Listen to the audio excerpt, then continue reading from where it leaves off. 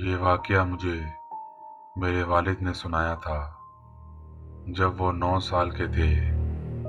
मुझे अभी भी याद है, हम रात को आग के गिर्द बैठे थे। हवा ठंडी थी और आग के अंगारे ऊपर उड़ रहे थे। जब उन्होंने ये कहानी शुरू की, कहानी सुनकर मैं सिर्फ डरा ही नहीं बल्कि बहुत देर तक खामोश भी रहा। मेरे वालिद का कहना था कि उनका ख़ानदान बचपन में बहुत गरीब था, इतना कि साल में सिर्फ एक ही जगह जा सकते थे, उनके कज़न जैसन के घर। वो घर शहर से बहुत दूर, बिल्कुल बीचों बीच एक बहुत बड़ी मकई की फसल के दरमियान था। हर तरफ बस मकई ही मकई और एक अजीब सी खामोशी। एक दिन का जिक्र है, मेरे वालिद और उनका कज़न जैसन बाहर बैठे अखरोट तोड़ रहे थे। कोई बड़ा पास नहीं था। वालिद की माँ और जैसन की माँ अंदर खाना पका रही थी, जबकि दोनों मर्दों ने बारबेक्यू सेट करना शुरू किया हुआ था। अचानक जैसन ने कहा, मैं तुम्हें कुछ दिखाता हूँ। वालिद ने पूछा, क्या दिखाना है? जैसन ने बस इतना कहा, मेरे साथ चलो। ये वही जगह थी जहाँ उन्हें सख्ती से मना किया गया, लेकिन बच्चे थे, क्यूरियोसिटी ज़्यादा स्ट्रांग होती है। दोनों चुपचाप मकई के बीच चलने लगे।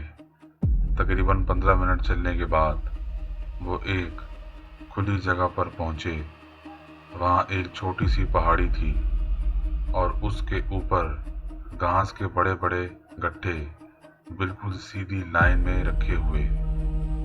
पहाड़ी के पीछे घना जंगल था, इतना घना कि रोशनी भी मुश्किल से अंदर जा सकती थी। जेसन ने वहाँ खड़े होकर एक और बात बताई उस जंगल के बारे में। उस जंगल में कुछ अरसे पहले एक आदमी और उसके कुत्ते गुम हो गए थे। पुलिस को उन्हें ढूंढने में हफ्ते लग गए और जब मिले तो एक बहुत बड़े दरख्त से लटके हुए पाए गए और उनकी खाल तक भी उतरी हुई थी। मेरे वालिद ने घबरा कर कहा, बस इसीलिए मुझे यहाँ लाए हो, डराने के लिए? जैसन ने धीमी आवाज़ में कहा, नहीं, बस देखो। फिर जैसन तेजी से पहाड़ी पर चढ़ा और एक हाई बेल को अपनी जगह से थोड़ा सा हिला दिया। उसके बाद वो भागकर वापस मकई के बीच आ गया। झुक जाओ जल्दी, जेसन ने घबरा कर कहा। मेरे वालिद ने मकई के पत्तों के दरमियान से कुछ देखा और जो देखा वो देखकर बहुत डर चुके थे। जंगल से एक चीज़ बाहर निकली। वो इंसान जैसी नहीं थी, मगर बिल्कुल इंसान भी लगती थी। उसकी हाइट तकरीबन 8 या 9 फुट थी, इतनी पतली कि जैसे सालों से कुछ खाया ना हो। उंगलियां लंबी, गंदी और नाखून इतने बड़े कि जैसे किसी जानवर के हों। आंखें बिल्कुल खाली, ना रोशनी ना चमक, सिर्फ गहरी स्याही जैसे खाली गड्ढे। उस चीज़ ने हेबेल को उठाया और बिल्कुल ठीक उसी जगह पर वापस रख दिया जहाँ से हिलाया गया था। फिर वो चुपचाप वापस जंगल में चले गए। कुछ देर खामोशी रही। मेरे वालिद ने लरजती आवाज़ में पूछा, ये क्या चीज़ थी? जैसन ने सिर्फ इतना कहा, हमें नहीं पता। फिर जैसन ने वो बात कह दी जो सबसे बड़ी गलती थी। मैं फिर से करता हूँ। इस दफ़ा जैसन ने हेबेल को ज़्यादा ज़ोर से धक्का दिया और भागकर वापस गया। लेकिन इस मर्तबा जो हुआ वो बिल्कुल मुख्तलिफ था। जंगल से एक भयानक चीख सुनाई दी, ऐसी आवाज जैसे कोई मरता हुआ परिंदा हो और एक औरत की चीख, दोनों एक साथ। वो चीज वापस बाहर आई। इस दफा उसने सिर्फ हे बेल वापस नहीं रखा, उसने उसे उठाया और फुटबॉल की तरह फेंक दिया। याद रहे, वो हे बेल तकरीबन 500 पाउंड का था। वो हे बेल सीधा आकर मेरे वालिद के बिल्कुल पास गिरा। जेसन का चेहरा सफ़ेद पड़ गया।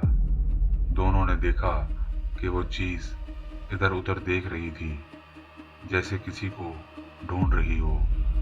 उस पल उन्हें समझ आ गया, अगर आप यहाँ से नहीं भागे तो शायद कभी घर वापस ना जा सकें।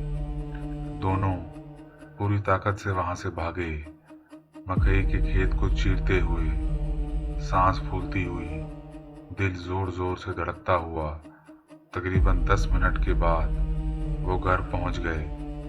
वहाँ उनके वालिद और चाचे इंतज़ार में थे और बहुत गुस्से में। तुम दोनों कहाँ थे? चाचा ने चीख कर पूछा। जेसन ने झूठ बोल दिया, हम मकई के खेत में हाइड एंड सीक खेल रहे थे, रास्ता भूल गए थे। उन्हें डांट पड़ी और डिनर तक गेस्ट रूम में बंद कर दिया, लेकिन दोनों रिलीव थे, जिंदा थे। मेरे वालिद ने कहा कि उस रात के बाद जब भी वो मकई के खेत की तरफ देखते, उन्हें लगता जैसे कुछ हिल रहा है। कहानी ख़त्म करके मैंने पूछा, अब्बू क्या ये कहानी वाकई सच्ची थी? उन्होंने सीधा मेरी आंखों में देखा और कहा, हाँ, आज भी नहीं पता कि ये सिर्फ बच्चों को डराने की कहानी थी या फिर वो चीज़ आज भी वही है, किसी और का इंतज़ार करती हुई, किसी और को स्किन करने के लिए।